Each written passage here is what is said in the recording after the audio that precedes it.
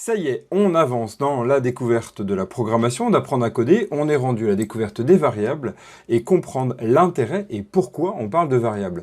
Si vous vous souvenez, on a déjà vu ça avec le jus de raisin. A tout de suite.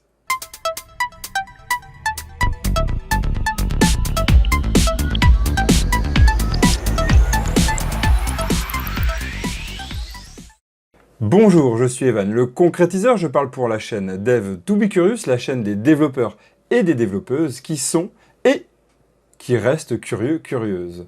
Nous en étions donc à la découverte des variables, mais avant ça, on va revenir sur notre Trello pour avoir un peu une vision de où on en est et vers où on va. Dans notre Trello, qu'est-ce qu'on voit?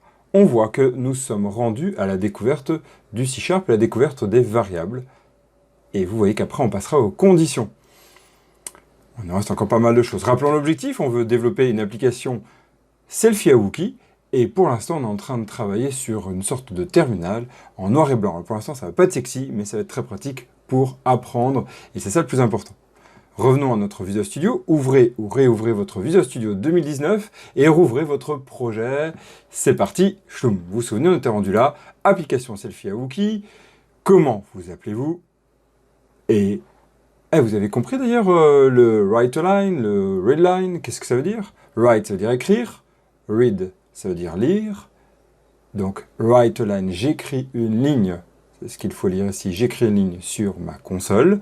Et read line, je lis une ligne depuis ma console. Ma console, c'est quoi? Eh bien, c'est l'écran noir qui est présenté à l'utilisateur qui va saisir ou lire des informations. Donc c'est à lui qu'on parle. Et là, on est en train de commander, en fait, notre objet. C'est comme ça qu'on peut le voir, console. C'est comme si on lui donnait des ordres. Hey, console, est-ce que tu peux écrire une ligne sur toi-même? Ok, la console va l'écrire ici. Mais la console a besoin de savoir quoi faire. C'est ici qu'on lui passe ce qu'on appelle un argument, un paramètre. En gros, c'est une information qu'on veut dire. Un peu comme dans le monde du travail. Tiens, si tu pouvais écrire cet article avec ces informations-là. Tiens, si tu pouvais dessiner avec ces informations-là. Bref, ou tiens, si tu pouvais faire ce pain ou ce gâteau avec cette recette. C'est exactement la même chose ici. Et console readline, c'est qu'on donne un ordre à la console, on lui dit, écoute, est-ce que tu peux lire une information? Oui, mais là, il y a un souci. Hein? Comment réussir à récupérer cette information? Vous vous souvenez le jus de raisin? Bon, je vais reprendre ici ma tasse de thé. Vous avez vu, une belle tasse de thé, Astérix. C'est un vrai raccourci, Sixme, ici.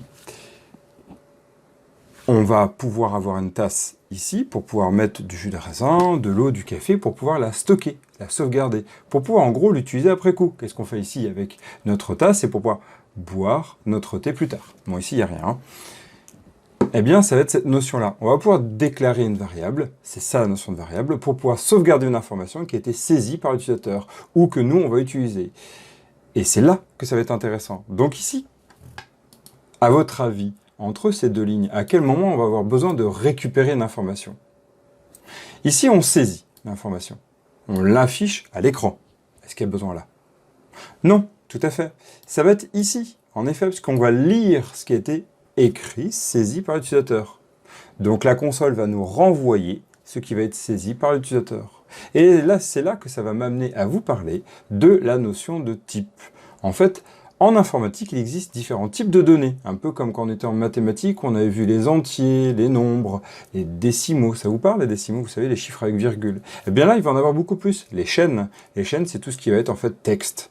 Donc n'importe quel texte. Il va y avoir aussi les dates, il va y avoir aussi les booléens. Bon, les booléens, on verra ça plus tard, on en reparlera, plus tard. On va revenir et rester concentré à cette notion de chaîne. Donc il va avoir sauvegardé ça dans une tasse de thé. En informatique, pour déclarer les tasses de thé, on déclare donc la notion de variable, on lui précise son type. On va dire, écoute, je veux récupérer dedans du thé, du café, du jus de raisin. Vous voyez l'allusion avec la tasse de thé ici.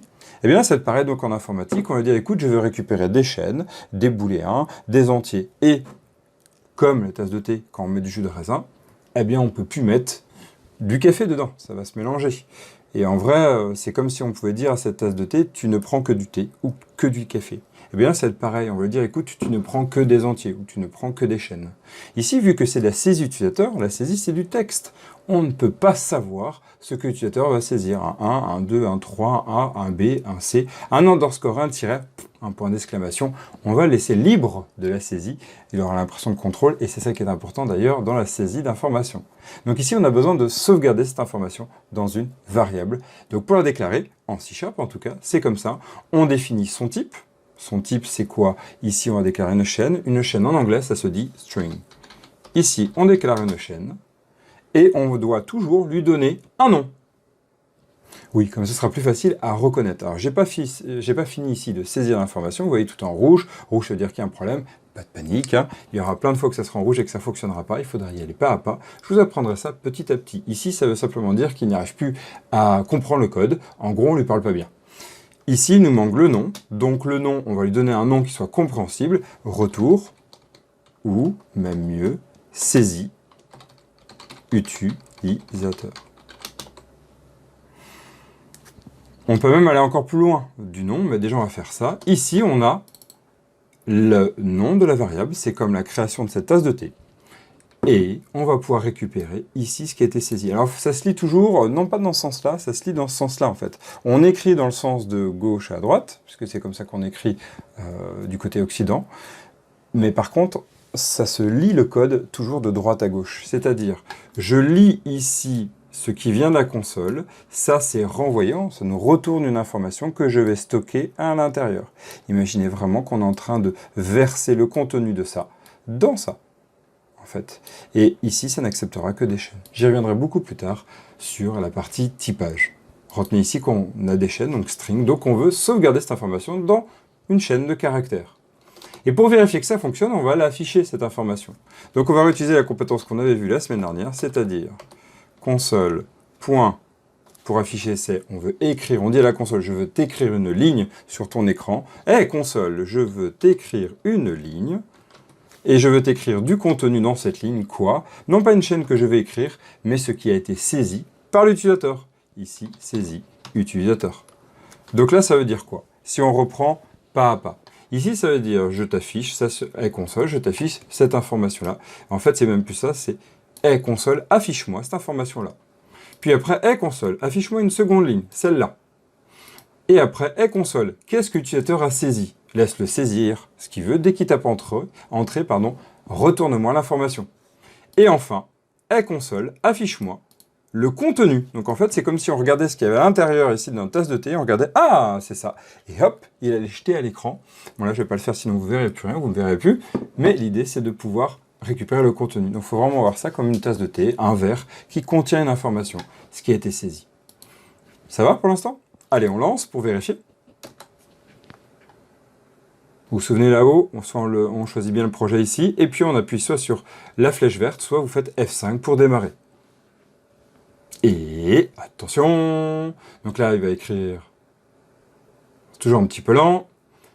Comment vous appelez-vous? Ben moi je m'appelle Evan. Non, je m'appelle Shoei, je suis un Wookie quand même.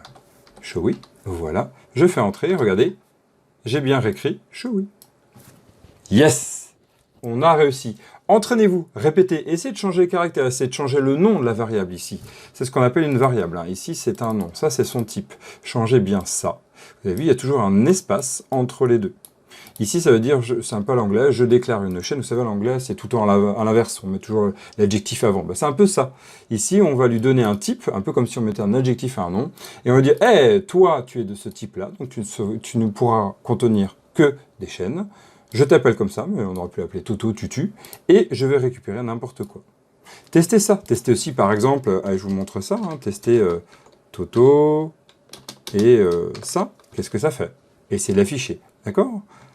Essayez, entraînez-vous jusqu'à la semaine prochaine. On a vu un moment crucial, un moment très important, c'est donc cette notion de variable. D'ailleurs, dans Scratch, je ne vous l'avais pas montré, mais on peut aussi sauvegarder des variables pour pouvoir itérer, pour pouvoir vérifier combien on va avancer. Vous vous souvenez, c'était le fait de 1 à 10, mais en fait, ça sauvegarde le nombre d'itérations. Mais bon, On y reviendra pas à pas. Là, on est en C# et on a encore beaucoup de choses à découvrir pour bien appréhender tout. Là, on vient de découvrir cette notion de contenant qui a un type. Et ce contenant, on peut récupérer des informations.